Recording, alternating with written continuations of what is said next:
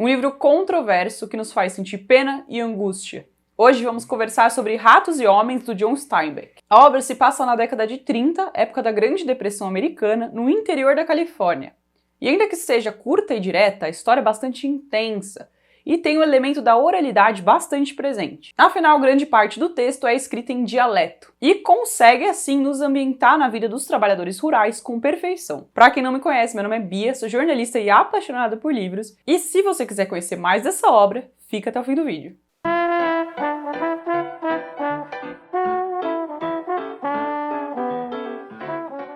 Bom, se você é inscrito do canal, você provavelmente percebeu que na semana passada eu não subi vídeo.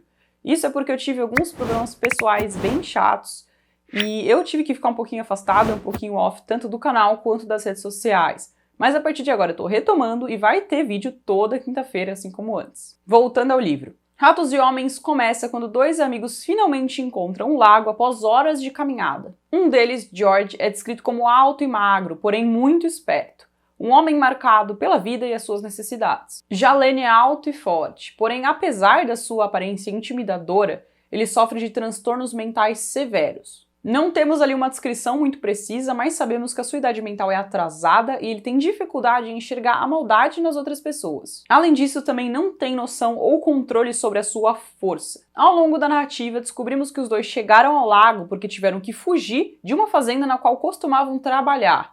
Isso por alguma coisa que Lenny fez. Essa circunstância então os obrigou a arranjar outro emprego e eles pegam a passagem de ônibus e andam o caminho que falta até o sítio onde devem começar um novo trabalho. Antes de se apresentarem, porém, dormem ali uma última noite ao relento junto à natureza, conversando sobre as suas vidas e próximos passos. É interessante pontuar que nessa época, grande parte dos trabalhadores rurais ficava apenas 1 ou 2 temporadas em cada fazenda. Eram conhecidos como homens solitários, muitas vezes sem família. Não é o caso de George e Lenny, pois os dois possuem uma amizade profunda. George cuida de Lenny como se ele fosse uma criança, ajudando-o e direcionando-o em tudo, para que ele não haja, somente com base nos seus impulsos. Em determinado momento, ele reafirma, para o Lenny que fez uma promessa à sua tia Clara de que cuidaria dele para sempre. E desde então, os dois nunca se separaram. E na obra, essa amizade tem um papel muito importante e essencial. Aliás, acompanhamos a narrativa toda principalmente com base nos diálogos deles com os outros personagens. E essa característica dá um tom leve, para a leitura, por mais que as coisas que aconteçam sejam complicadas. Bom, quando George e Lenny chegam a esse novo sítio, para trabalhar, eles conhecem Candy, um homem idoso que está lá há anos. Também são apresentados ao patrão e ao seu filho, um jovem chamado Curly. Esses dois são completamente diferentes, então enquanto o patrão é descrito como um homem justo e que logo simpatiza com Lenny, seu filho é cruel e explosivo. O Curly, esse jovem, já se envolveu com brigas com diversas pessoas dentro e fora da propriedade, e muitas vezes esses homens não respondiam na mesma moeda por medo do que aconteceria com eles depois. A esposa dele também é uma personagem super importante no livro. E existem boatos de que ela procura Slim, o coordenador ali dos peões, todos os dias. Slim é quem organiza os grupos de trabalho e logo ele também percebe que tem algo de diferente com Lenny. Ele é ótimo para tarefas braçais, rendendo mais ali do que qualquer outro, porém ele não fala, não conversa. George então acaba desabafando ali com o Slim e contando que essa falta de conversa é na verdade um conselho dele. Mas com o tempo essa realidade muda, até porque todos esses homens eles dividem a casa dos peões, ou seja, eles dormem no mesmo lugar. E é principalmente ali antes de dormir que essas conversas acabam acontecendo. Os sacrifícios que George faz claramente por Lenny todos os dias não passam desapercebidos. E muitas pessoas veem isso com bons olhos. Mas ainda assim, existem aqueles que não entendem como ele pode fazer tanto por alguém sem esperar nenhuma recompensa em troca. E essas pessoas também têm uma pulguinha atrás da orelha, achando que ele na verdade manipula Lenny para algum propósito aí obscuro. De qualquer maneira, eles continuam ali levando a vida de trabalho e guardando dinheiro para o tão sonhado futuro do qual eles conversam. E esse é um ponto que chama muito a atenção de todo mundo ali. Isso porque a maioria deles não tem nenhum plano e nenhuma perspectiva de futuro. Diferente de Lenny, que sonha com o dia em que ele vai ter uma propriedade, com bichinhos, com coelhos, onde ele vai poder plantar e comer o que plantou. E todas as noites ele pede para que George descreva esse lugar. Uma prática ali que traz bastante esperança. Essa conversa acaba sendo escutada por outras pessoas que também se animam com uma possibilidade que até então era impensável. Algo em que ninguém realmente acreditava. Em determinado momento, o Lenny diz: "E vai ter coelho. Vai, George. Conta do que a gente vai ter no jardim, e dos coelhos nas gaiolas, e da chuva no inverno, e do fogão, da nata do leite que é tão grossa que a gente nem consegue cortar. Conta essas coisas. Por que é que você não conta sozinho? Você já sabe tudo?" Nada disso. Você que sabe contar. Não é a mesma coisa quando eu conto. Vai, George, conta como é que eu cuido dos coelhos. Bom, George disse, a gente vai ter uma horta bem grande e um viveiro de coelho e umas galinhas. E quando chover no inverno, a gente só vai mandar o trabalho pro diabo.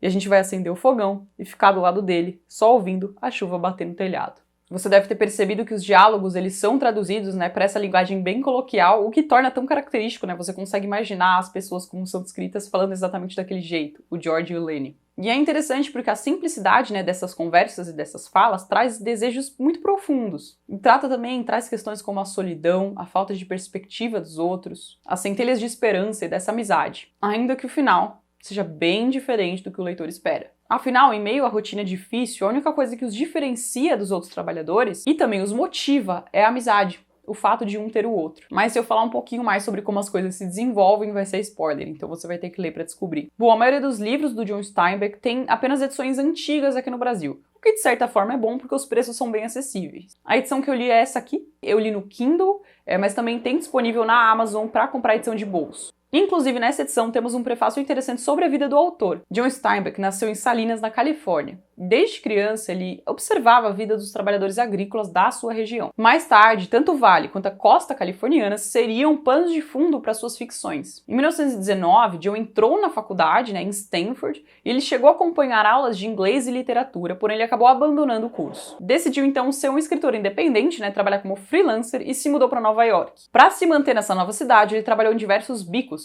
como pedreiro, como zelador e como repórter. E ele escreveu seu primeiro romance, chamado Tempos Passados.